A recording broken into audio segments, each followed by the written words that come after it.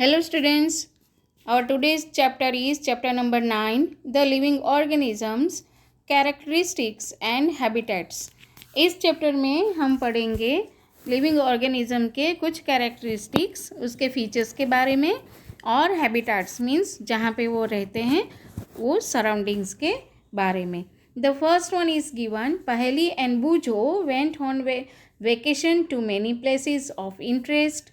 One such trip took them to the river Ganga in Rishikesh. They climbed the mountains of the Himalayas where it was very cold. They saw many kinds of trees on these mountains, oaks, pines, and deodars, very different from the ones near their home on the plains. Children, हमें इससे पता चलता है कि पहेली और बूझो जहाँ ऋषिकेश घूमने गए, इट इज़ माउंटेन एरिया, और वहाँ पे उन्होंने कौन सी ट्रीज़ को ऑब्जर्व किया? ओक्स, पाइन, देवदार, लाइक दैट. दूसरा, वहाँ का जो क्लाइमेट था वो भी बहुत ही कूल था, कोल्ड क्लाइमेट था. बट जहाँ पे उनका होम है वहाँ से एकदम डिफरेंट. उनका होम है प्लेन्स, मतलब ऐसे जैसे अहमदाबाद का एरिया, ऐसे ही कोई एरिया में वो रहते होंगे. In yet another trip, they traveled to Rajasthan and moved on camels through the hot desert. Obviously, इससे हमें पता चलता है कि डेजर्ट का क्लाइमेट हॉट है और वहाँ पे एनिमल कौन सा पाया जाता है? Camel. They collected different kinds of cactus plants from this trip. तो प्लांट्स कौन सा हो सकता है डेजर्ट में? Obviously, cactus. Finally, they went on a trip to Puri and visited the sea beach dotted with casuarina trees. तो ये एक ट्री है जो सी बीच पे पाया जाता है, तो यहाँ की भी वैरायटी अलग है. While recollecting all the fun they had on these trips, a thought struck them.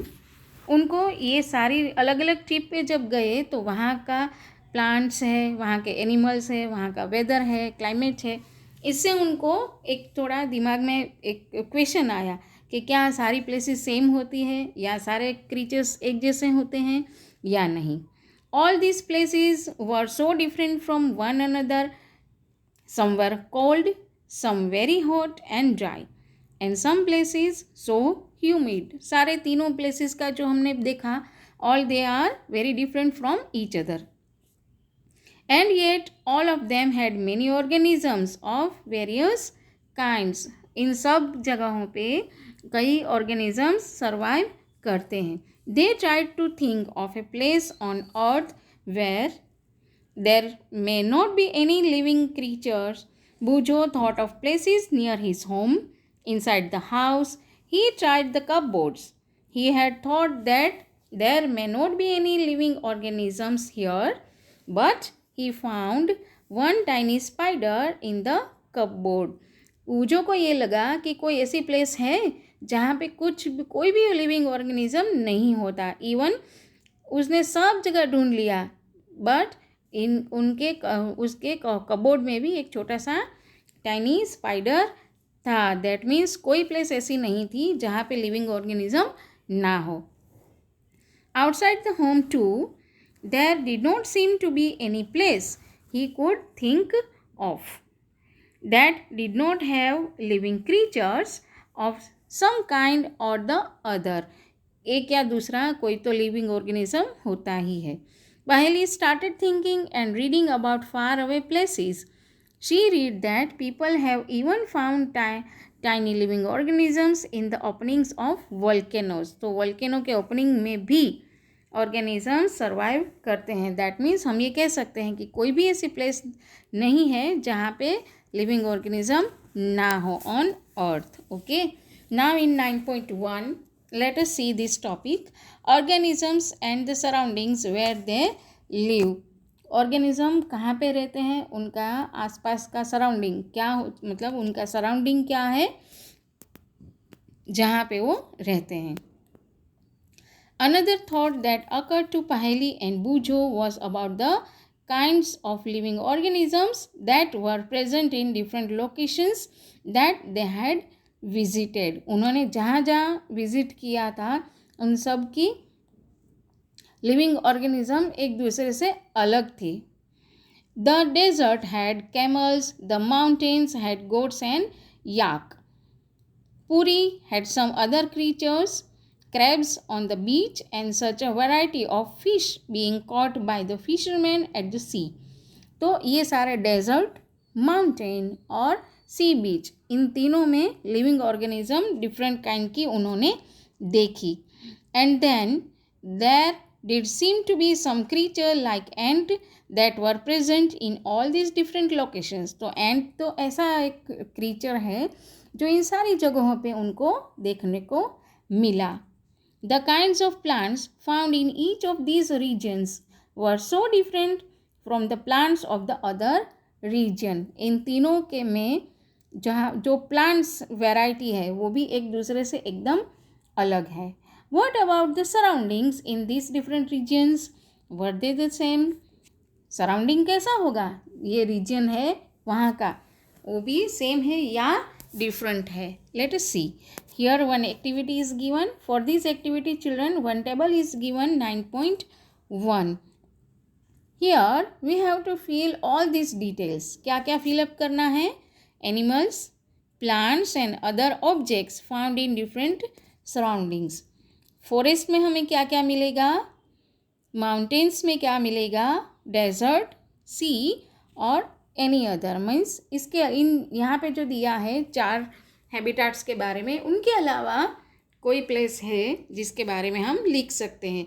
So children, इसमें जो डेटा हमें लिखना है, all this things we will find in our chapter only. तो चैप्टर से हमें जितना हमें पता चले हमें लेना है. मैं यहाँ पे आपको कुछ दिखा रही हूँ. Here it is given. Just a second children, I show you.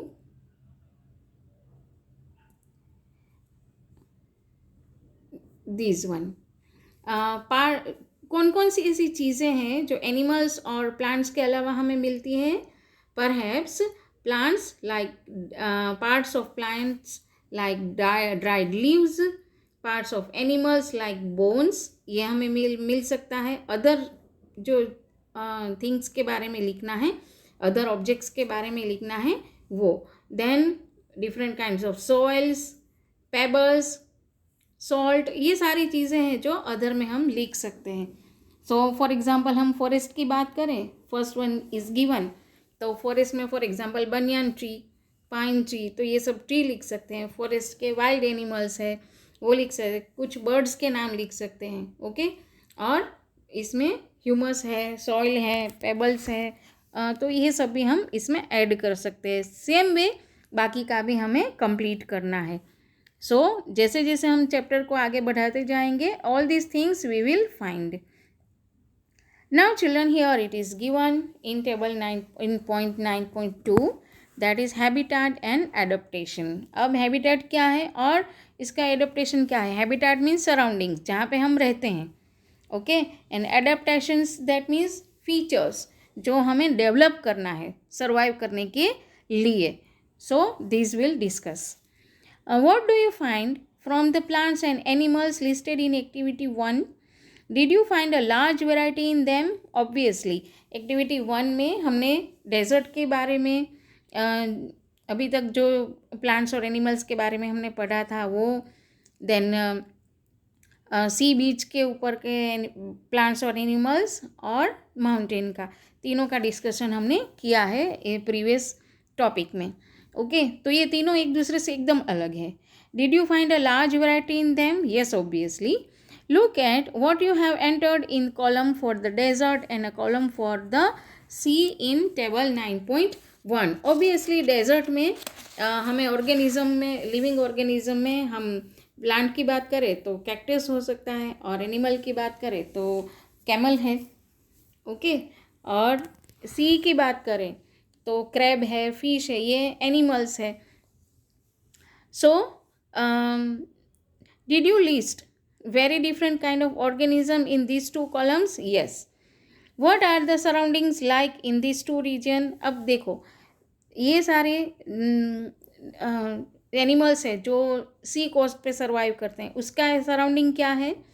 In the sea plants and animals are surrounded by saline water. उसका सराउंडिंग क्या है? सेलाइन वाटर, सॉल्टी वाटर जो है वो उसका सराउंडिंग है. Most of them use the air dissolve in water. वो पानी में रहते हैं तो एयर के लिए जो पानी एयर वाटर के अंदर जो डिजॉल्व होती है उसी का यूज़ करते हैं ब्रीदिंग में. There is very little water available in the desert.